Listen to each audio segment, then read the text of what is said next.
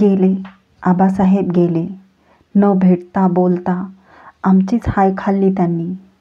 पहाडासारखा पुरुष आमच्याच करणीनं काळीज देठात खचला. आम्हाला सर्वात कडी सजा फरमावून गेला. आबासाहेब आप्तगण असून फसवून गेलात. का? कसे? शरम वाटते तुमची आम्हाला. असं कडवं सुनावण्यासाठी तरी एक वार दर्शन द्यायचं होतं आम्हाला. गडाचे दरवाजे बंद करणाऱ्या शहाण्या सुरत्यांनो, गडावर पालान घालायला तेवढंच कसं रे विसरलात? जोहरचा वेढा फोडणारे आग्रा कोठीतून निसटलेले आबासाहेब वरच्यावर होल देतील हे ध्यानी कसं आलं नाही तुमच्या? कसली पुण्याई गाठीशी बांधलीत ही. आता कुणाच्या तोंडून शंभूराजे लेकरा अशी चिंब माया भरली असाद आम्ही ऐकावी. साक्षात अष्टभुजा भवानीचं समोर उभी करणारा जगदंब हा आईचा बोल आता कोणाच्या तोंडून आमच्या कानी पडावा? कुणाची पायधूळ आम्ही मस्तकी धरावी? त्या मावळ माचीवर कुणासोबत उभं राहून पाचाडच्या सदरेचं दर्शन घ्यावं? कशासाठी आता आम्ही रायगडाचं तोंड बघावं? सिंहासनासाठी? त्या दगडधोंड्याच्या दौलतीसाठी? छे, होणं नाही. कसली माणसं वावरत आहेत रायगडावर. ज्या आबासाहेबांनी मावळ्यांना हर हर महादेव हा मरणाचा महामंत्र दिला, त्यांना अंतिम मंत्राग्नीही दिला नाहीत. अरे, तुम्ही दिलेला भडाग्नी इथं आमच्या उरात भडकतो आहे. आलो तर त्यासाठीच येणार आहोत आम्ही रायगडी, हिसाब पावता करायला. मराठी दौलतीचे छत्रपती म्हणजे पोरखेळ वाटला की काय तुम्हाला? त्यांना खुशाल प्याद्या फर्जांनी कोंडून टाकावं. तो इमानदार रायगड ढसढसला असेल तुमच्या साऱ्या करण्या बघून. आम्ही आबासाहेबांच्यावर रोष धरला होता तो साफ होता, उघड होता.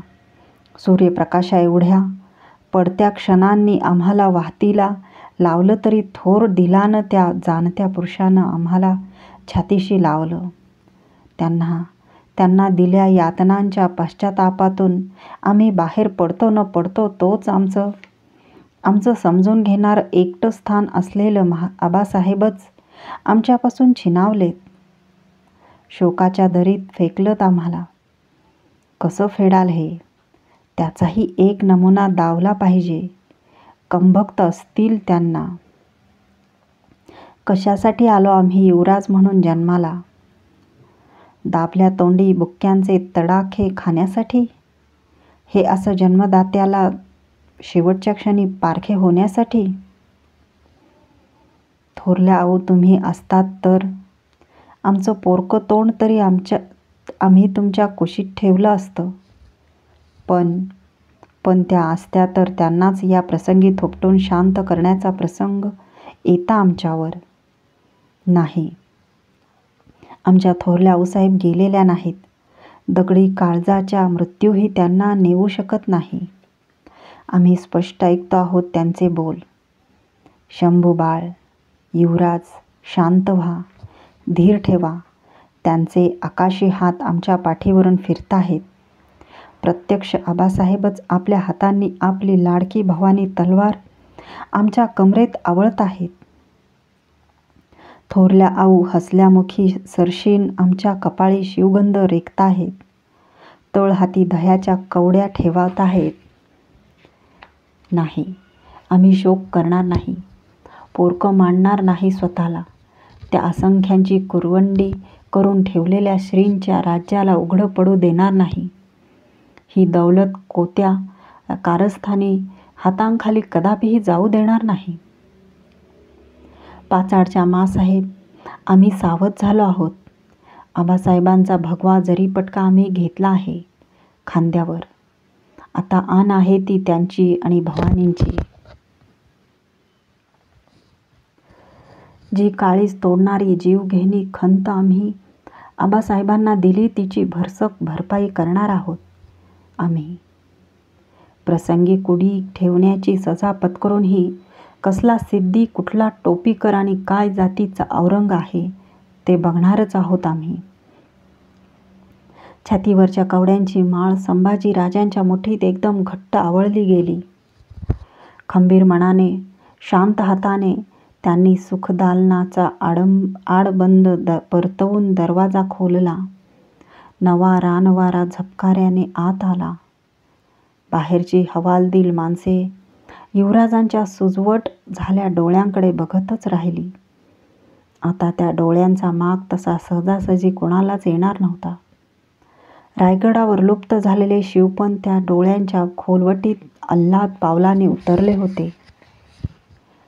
चिटणीस, चंद्रास खळव धरतं ते केवळ महापुरुषालाच आपत्तिकारक नसतं, ते त्याच्या स्वप्नालाही घेर पाडणार याचं सूचक असतं. समोरच्या परशुरामपंतांना संभाजीराजे विचारात टाकीत म्हणाले, रायाजी, अंतोजी, आज गडाची सांज नौबत ऐकलीत तुम्ही? नाही. गोंधळला जाब आला. मतलब किल्लेदार विठ्ठलपंतांना महाराजांची खबर पावली आहे. तरीही ते आम्हाला भेटून ती कानी घालीत नाहीत. नजर ठेवा त्यांच्यावर. संभाजीराजांकडे सारे बघतच राहिले.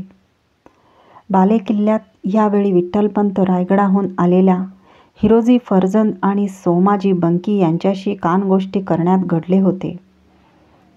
सोयराबाईंनी रायगडाचा बंदोबस्त कान्होजी भांडवलकर आणि शहाजी भोसला सरनोबत यांच्या हाती दिला होता. जमादारखाने, दफ्तरखान्यांना आपल्या मोहरा ठोकल्या होत्या. हिरोजी फर्जंद आणि सोमाजी बंकी यांनी पुढील व्यवस्थेसाठी विठ्ठलपंतांना पोचवायचा कानमंत्र देऊन दिंडी दरवाजाने रायगडाहून पन्हाळ्याकडे पिटाळले होते. शतरंज खेळीला पडला.